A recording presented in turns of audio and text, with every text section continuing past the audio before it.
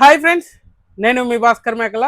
So మొత్తానికి ఈ రోజు ఎపిసోడ్లో చాలా అంటే చాలా దారుణాలు జరిగాయి. అండ్ టాస్క్లు ఎవరు ఆడారు, ఎవరు గెలిచారు, అసలు వీళ్ళు వీక్ కంటెస్ట్ అనుకున్న వాళ్ళే గట్టిగా టఫ్ ఫైట్ ఇచ్చారు. ఇవన్నీ మాట్లాడుకుందాం. అంతకంటే ముందు వీడియోకి ఒక లైక్ వేసుకోండి. వీడియో ఎండ్ వరకు చూసే ప్రయత్నం చేయండి. హైప్ అనే బటన్ ఉంది కదా, దాని మీద క్లిక్ చేయండి. అండ్ ఇంకోటి, కొత్తగా ఎవరైనా చూస్తే మాత్రం సబ్స్క్రైబ్ చేసుకోండి. ఇంకా లేట్ చేయకుండా వీడియోలోకి వెళ్దాం. ఈ రోజు ఎండోరస్ అసలు బిగ్ బాస్ స్టార్ట్ అవగానే, అగ్ని పరీక్ష స్టార్ట్ అవగానే జడ్జెస్ వస్తారు, జ్యూరీస్ వస్తారు. ఈ రోజు బిందు దగ్గర ఒక కార్డు ఉంది కదా, సో ఆయన పవర్ కార్డు అమన్ గెలుచుకున్న కార్డు ఏదైతే ఉందో ఆ కార్డు ఈ రోజే యూజ్ చేయాలి అని చెప్తారనమాట. సో ఈ రోజు ఆ టాస్క్, అంటే టాస్క్లు ఎప్పుడైనా వాడుకోవచ్చు. అండ్ ఇంకోటి ఏంటంటే, ఇక్కడ అమన్ గెలుస్తాడా, అమన్కి ఇస్తే దాన్ని యూజ్ చేసుకుంటాడా, లేదంటే ఇంకేదైనా చేయొచ్చు అంటే బిందుకి ఇచ్చాడు కాబట్టి అది బిందు కార్డు అంట. సో బిందు జడ్జెస్ బిందు దగ్గర ఉన్నది కదా, ఆ కార్డు ఆమె ఎవరికైనా ఇవ్వచ్చు, అమ్మనికి ఇవ్వచ్చు, లేదంటే వేరే వాళ్ళకి ఇవ్వచ్చు, ఎట్లా కావాలంటే ఇట్లా వాడుకోవచ్చు. సో ఆ కార్డ్ అయితే ఈ రోజు యూజ్ చేయబోతున్నారు. ఆ కార్డ్ యూజింగ్ ఏంటి అని అంటే, ఈసారి టీమ్ లీడర్ని చేంజ్ చేసేది కార్డ్ అనమాట. సో ఆల్రెడీ టాస్క్లు ఇప్పుడు ఏంది, గ్రూప్ టాస్క్లు ఆడుతున్నారు కదా, గ్రూప్ టాస్క్లలో రెండు టీమ్స్ ఉంటాయి. రెండు టీమ్స్ కి ఇద్దరు లీడర్స్ వేయడానికి టాస్క్ అవుట్ పెడతారు. దాంట్లో గెలిచినాక టాస్క్ ఎవరైతే ఉంటారో, అంటే లీడర్స్ ఎవరైతే ఉంటారో వాళ్ళని రీప్లేస్ చేసుకోవచ్చు అనమాట. రీప్లేస్ చేయొచ్చు, చేసుకోవచ్చు, ఏదైనా చేయొచ్చు. ఆమెకి ఆ కార్డు ఎవరికి ఇస్తే వాళ్ళు ఏ అభిప్రాయంతో వాళ్ళు చేంజ్ చేసుకుంటారా, వాళ్ళకే ఉంచుతారా, లేదు అని అంటే వేరే వాళ్ళని మారుస్తారా అనేది వాళ్ళ ఇష్టం మీద ఆధారపడి. నాకు అర్థం కాని విషయం ఏంటి అని అంటే, సో టాస్క్ గెలిచింది ఎవరు, అమన్ గెలిచాడు. సో అమన్కి ఆ కార్డు యూజ్ చేసుకోవడానికి పవర్స్ ఉంటాయి. సో జడ్జెస్కి ఇచ్చారు. జడ్జెస్కి ఇచ్చినప్పుడు జడ్జెస్ అతనికి ఫేవరబుల్గా ఉండేటట్టుగా ఉండాలి. కానీ కంప్లీట్గా నాకెందుకు అంటే, అమ్మాన్కి చాలా అంటే చాలా దారుణమైన అన్యాయం జరిగింది. ఎందుకు అన్యాయం జరిగింది అంటే, టాస్క్ ఆడి పవర్ కార్డ్ గెలుచుకుంది ఎవరు, అమను. దానికి లొల్లి వేసుకొని గట్టిగా ఆడి అన్ని వేసి తీసుకున్నప్పుడు, సో దాని మీద అథారిటీ ఎవరికి ఉండాలి, అమన్కే ఉండాలి. కానీ ఇక్కడ బిందు మాధవి ఏం చేస్తుంది, బిందు మాధవి చాలా అంటే చాలా ఇంట్రెస్టింగ్ టాపిక్ మారుస్తుంది అనమాట. ఆ కార్డు అమన్కు వాడకుండా వేరే వాళ్ళకి ఇస్తుంది. ఇది షాకింగ్ అనమాట. నేను అస్సలు ఎక్స్పెక్ట్ చేయలేదు, జడ్జెస్ దగ్గర నుంచి ఇది ఎక్స్పెక్ట్ చేయలేదు. పాపం నిజంగానే అమన్కి అన్లక్కీ అంటే అన్లక్కీ అనే చెప్పొచ్చు, అంత దారుణంగా అన్లక్కీ అయింది. సో కార్డు గెలిచిన తనకి ఉండాల్సింది పోయి అది తీసుకెళ్ళి శాలినికి ఇస్తారు. నాకు అర్థం కాని విషయం అదే. ఆల్రెడీ శాలినికి ఇచ్చి, శాలిని ఆ కార్డు ఎవరికి యూజ్ చేస్తావు అన్నప్పుడు అది అమన్కి కూడా యూజ్ చేయదు, వేరే వాళ్ళకి యూజ్ చేస్తుంది. అండ్ వాళ్ళకు లీడర్షిప్ అనేది వచ్చేస్తుంది.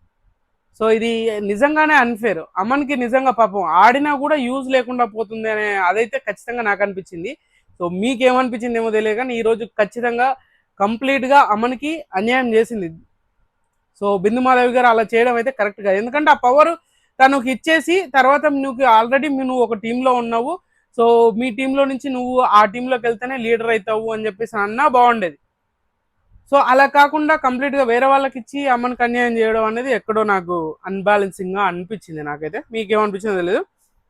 సో మెయిన్గా మాట్లాడుకోవాల్సింది ఏంది, పెద్ద దీంట్లో లాగి చెప్పాల్సింది ఏమీ లేదు. సో సింపుల్గానే ఉంటుంది.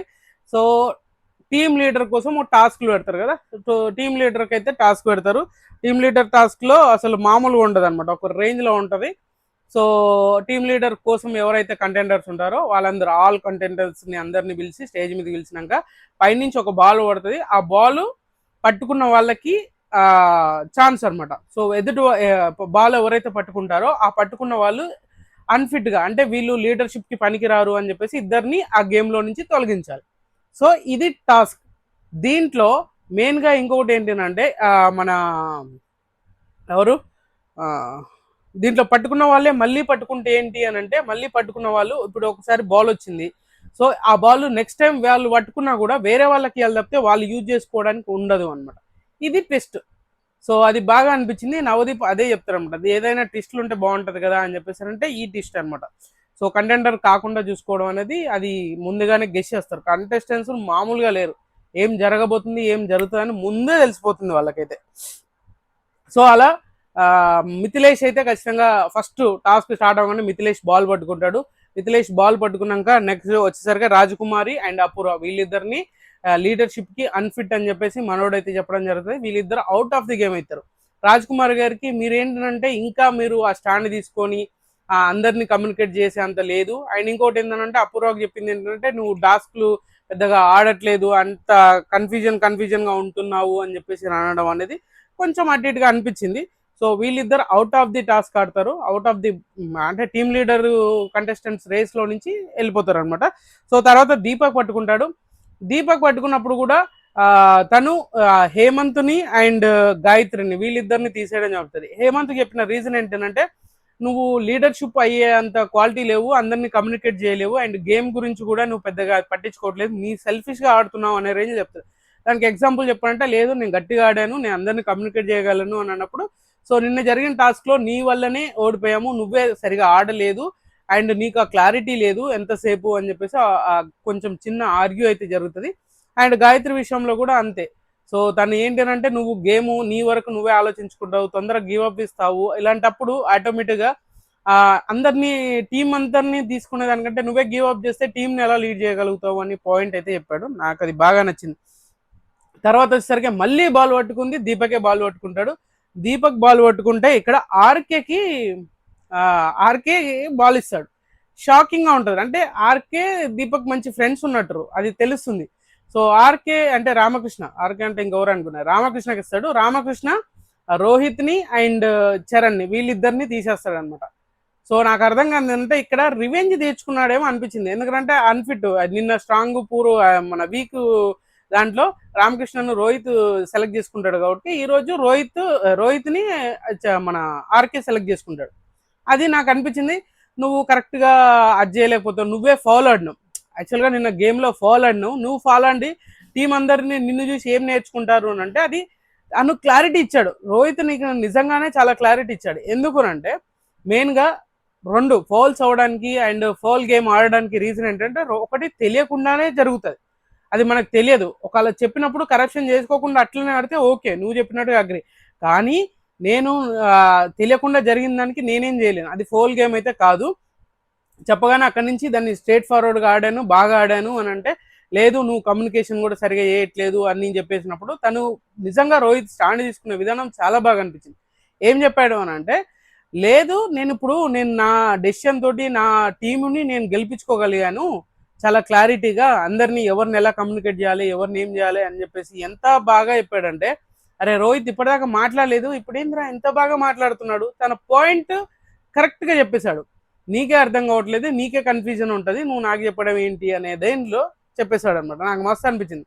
అండ్ చరణ్ సెలెక్ట్ చేశాడు. చరణ్ కూడా ఓడియమ్మ జీవితం మస్తు మామూలు కాదు, నీవు గేమే సరిగా ఆడనీకి రాదు, నీ గేమే అర్థం చేసుకోవడానికి రాదు, నేను బాగా ఆడాను, నీ వల్లనే ఓడిపోయారు. ఈ కాన్వర్జేషన్ నిజంగానే చరణ్ ఒక డిఫరెంట్గా ట్రై చేస్తున్నట్టుగా అనిపించింది నాకు. అది ఏదో తేడా కొట్టకపోయినా కానీ ఎందుకో డిఫరెన్స్ అనేది కొద్దిగా అయితే కనిపించింది, నాకు అనిపించింది పర్సనల్గా. అండ్ తర్వాత వచ్చేసరికి శాలిని పట్టుకుంటుంది. శాలిని బాల్ పట్టుకుంటే అండ్ ఏమన్నా స్ట్రాంగ్గా ఆర్కేని ఎలిమినేట్ చేస్తుంది అండ్ ఝాన్సీని అనమాట. సో ఆర్కేకి చెప్పింది ఏంటంటే, నీకు అసలు ఆట ఏంటి, ఆట గురించి ఆలోచించవు, ఆట ఎలా అని అర్థం చేసుకోవు, ఏదో ఒకటి చెయ్యాలి, ఏదో ఒకటి ఆడాలి అని అంటావు, కానీ ఆ గేమ్ని అదే ఫజిల్ టాస్క్ ఉంది కదా దాన్ని కూడా నీకు సరిగా అర్థమే కాలేదు.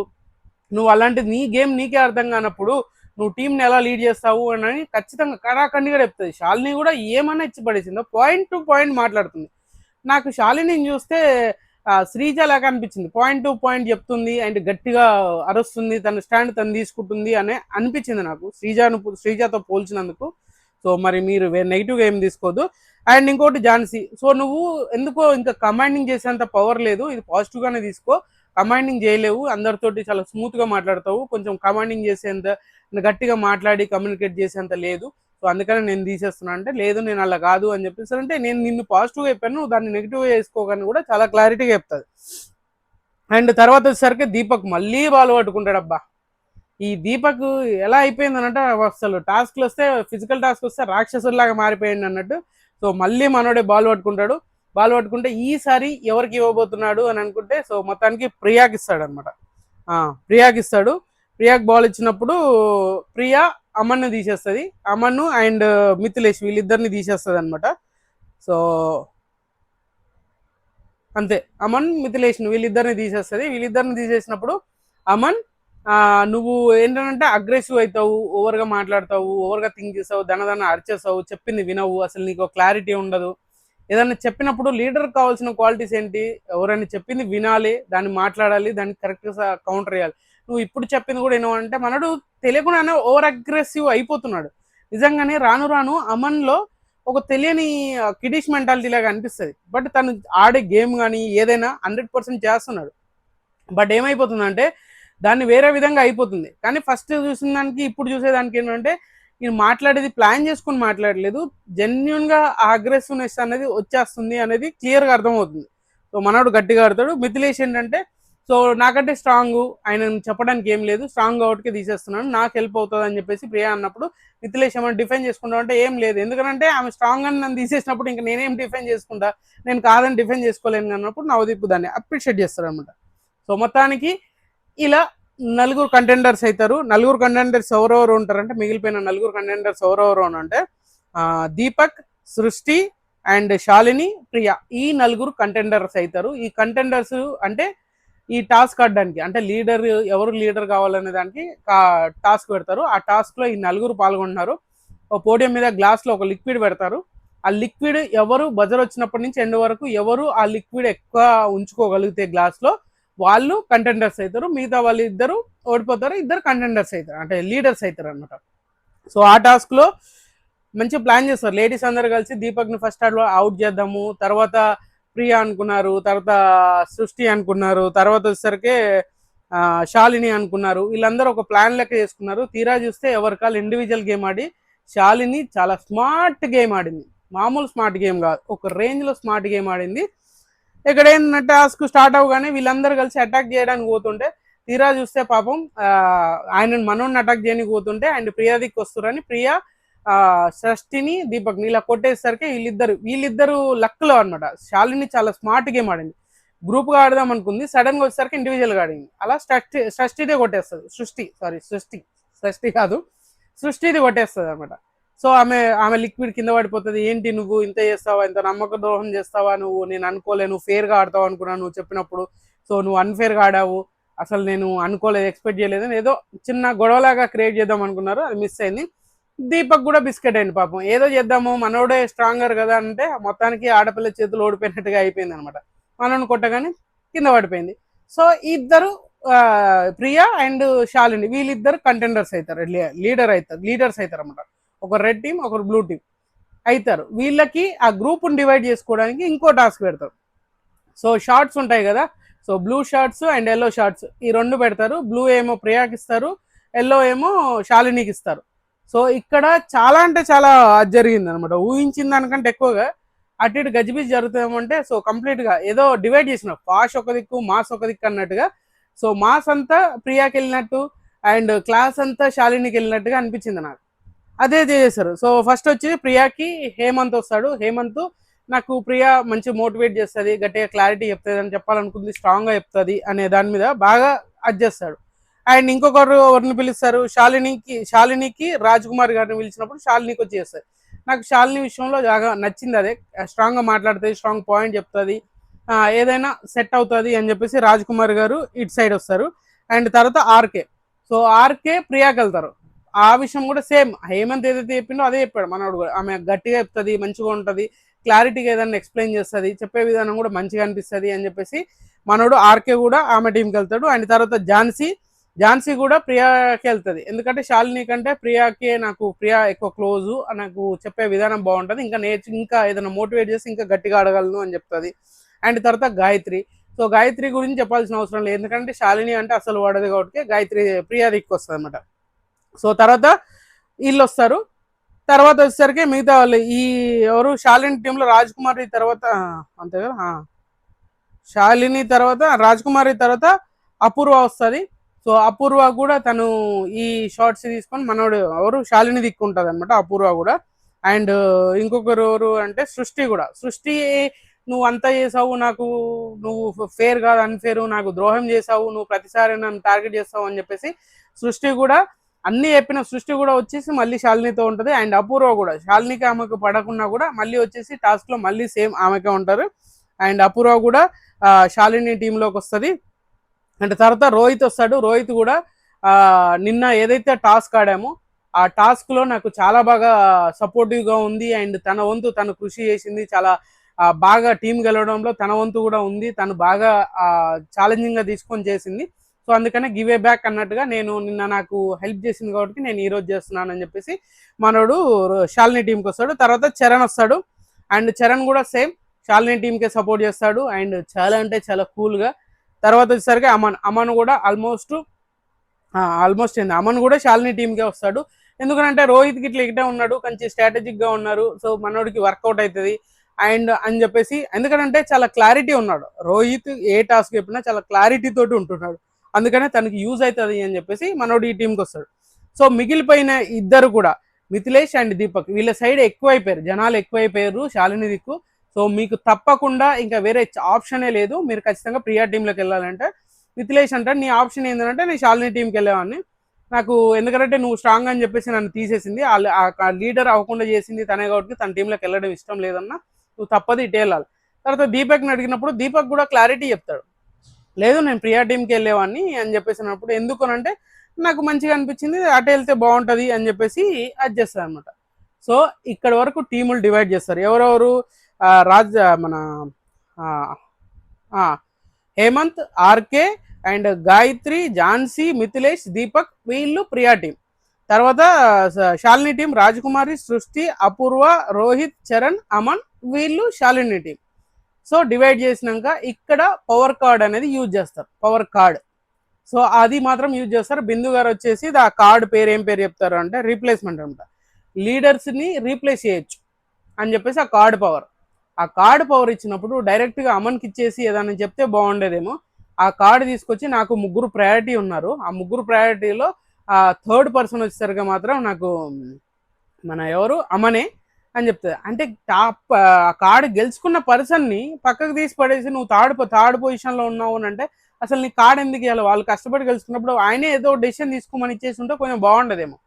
అలా కాకుండా మనోడిని సైలెంట్గా సైడ్ చేసేసి శాలిని కార్డు ఇస్తే శాలిని తెలివిగా నేను ఝాన్సీకి చెప్పింది, నేను స్ట్రాంగ్గా డిఫెండ్ చేసింది కదా, నువ్వు చూడలేదు, నేను అలా కాదు అని చెప్పేసి అన్నావు కదా, నువ్వు టీం లీడర్ అవ్వ అని పాపం ప్రియాకున్న ఏమంటారు టీమ్ లీడర్షిప్ని పీక్కొని ఝాన్సీకి ఇస్తారన్నమాట. సో మొత్తానికి ఝాన్సీ ఎరగదీసేస్తుంది అనుకున్నాము, తీరా చూస్తే టాస్క్లో ట్విస్ట్ మీద ట్విస్ట్ ఇచ్చారనమాట. సో డివైడ్ చేశారు, ఎవరి టీం వాళ్ళకి ఇచ్చారు, వాళ్ళకు ఒక టాస్క్ పెట్టారు విన్నర్ అవ్వడానికి. సో ఓట్ అప్పీల్ గురించి అనమాట, ఇది మెయిన్ అంతా టాస్క్ జరిగేది ఓట్ అప్పీల్ గురించి. ఈ టాస్క్లో ఆల్మోస్ట్ నిజంగా చెప్పాలంటే చాలా బాగా ఆడారు, ఎవ్వరికి వాళ్ళు తీసిపోనట్టుగానే ఆడుతున్నారు, అంత బాగా ఆడారు కూడా. సో ఫస్ట్గా అక్కడ ఏంటి అంటే ఒక ఏమంటారు కింద ఒక బుట్టి లాంటిది పెట్టి దానికి ఒక తాడు పెట్టి రాడ్ పెట్టి దాన్ని 2 స్టిక్స్ తోటి హోల్డ్ చేయాలన్నమాట. సో స్ట్రేట్గా ఉండాలి అండ్ హ్యాండ్స్ స్ట్రేట్గా ఉండాలి, బెండ్ అవ్వకూడదు, బెండ్ అయితే డిస్క్వాలిఫై, ఇవన్నీ చెప్పినాక అందరూ చాలా బాగా ఆడారు. అండ్ ఒకరొకరు ఫస్ట్గా ఎవరు అవుట్ అయ్యారు అనేది చెప్తాను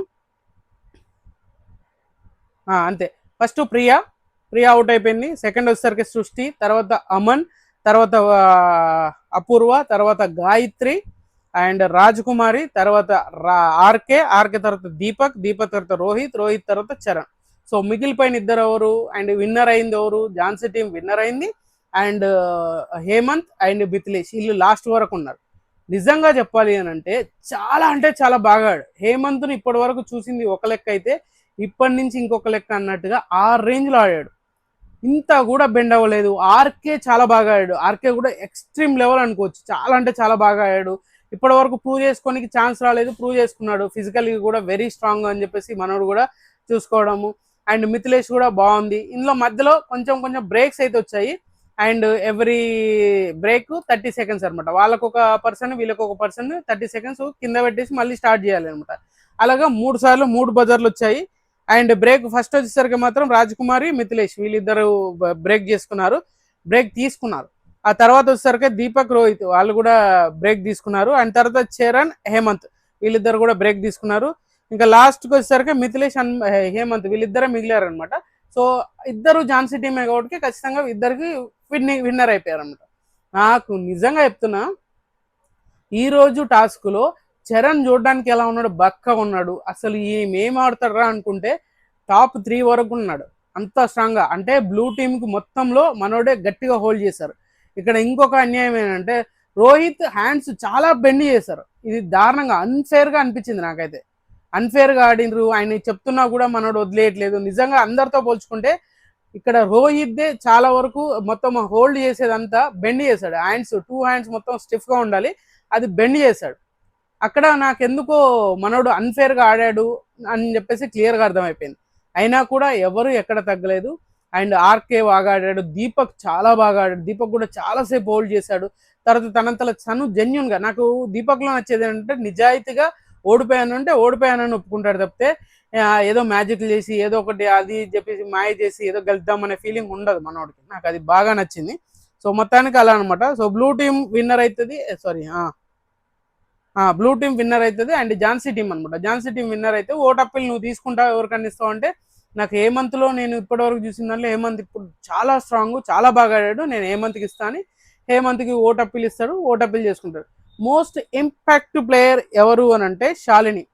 సో ఆడే గేమ్ విధానం కానీ, స్పాంటేనియస్గా రియాక్ట్ అవ్వడం కానీ, ఓవరాల్ షో మొత్తం అంటే ఈరోజు ఎపిసోడ్ మొత్తం చూసుకుంటే చాలా మ్యాజిక్, చాలా తెలివిగా ఆడింది, తెలివిగా బిహేవ్ చేసింది అని చెప్పేసి శాలినికి మాత్రం ఓటప్పిల్ ఇస్తారు. అండ్ ఇంపాక్ట్ ప్లేయర్ అనమాట. సో ఇంపాక్ట్ ప్లేయర్గా ఆమెకు ఇస్తారు. అండ్ ఇంకొక ఎల్లో కార్డు వరస్ట్ ప్లేయర్ ఎవరు అని అంటే ఆర్కే. నాకు నిజంగా అర్థం కాదు, ఆర్కే ఏం చేశాడని ఎల్లో కార్డు ఇస్తున్నారు అంటే. ఇక నవది చెప్పింది ఏంటంటే తనకి అసలు ఆట ఏంటి, ఆట ఎలా అర్థం చేసుకోవాలి, ఆట ఏ విధంగా ఆడాలో కూడా తెలియదు, అలాంటి పర్సన్ ఎవరు ఉన్నారు, ఒకరు మీ దాంట్లో ఉన్నారు, వాళ్ళే వరస్ట్ ప్లేయర్ అని చెప్పేసి ఆర్కే పేరు చెప్తారు. అక్కడ జరిగేది ఏంది, పాపం మనోడు టాస్క్ బాగా ఆడాడు, అలా వరస్ట్ ఏముంది, అది లేదు. బట్ ఏంటంటే తను పానిక్ అయిపోతున్నాయి, అంటే ఏదో చేద్దాము, ఏదో అయిపోతుంది, నేనే అది అయిపోతాను అనే ఒక దాంట్లో డైలమాలో ఉన్నాడు అంతే తప్పితే దాన్ని వరస్ట్ ప్లేయర్ అని చెప్పాల్సిన అవసరం లేదు. మొత్తానికి ఎల్లో కార్డ్ అయితే ఆర్కేకి ఇచ్చారు. సో మొత్తానికి ఈ రోజు ఎపిసోడ్లో నాకు ది బెస్ట్ అనిపించింది ఎవరు అని అంటే హేమంత్. మస్త్ అనిపించింది ఈరోజు హేమంత్. టాస్క్ ఎర్రగా తీసేసాడు, అసలు మామూలుగా నాకు బాగా అనిపించింది అనమాట. సో మిగతా వాళ్ళతో పోల్చుకుంటే మాత్రం హేమంత్ ఫిజికల్లీ స్ట్రాంగ్ లేడు, అండ్ పెద్ద మెచ్యూరిటీకి కూడా ఆలోచించట్లేదు అనుకున్నారు. అండ్ దిమ్మ తిరిగిపోయే షాక్ ఇచ్చి మనోడు గెలిచాడు అంతే ఇంకా. సో మొత్తానికి ఓటప్పిల్ చేశాడు అనమాట. సో ఖచ్చితంగా ఈ వీడియో అయితే, ఈ వీడియో మీకు నచ్చిందని కూడా నాకు సెలెక్ట్ చేసి షేర్ చేయండి, కామెంట్ చేయండి, సబ్స్క్రైబ్ చేయడం మర్చిపోదు. అండ్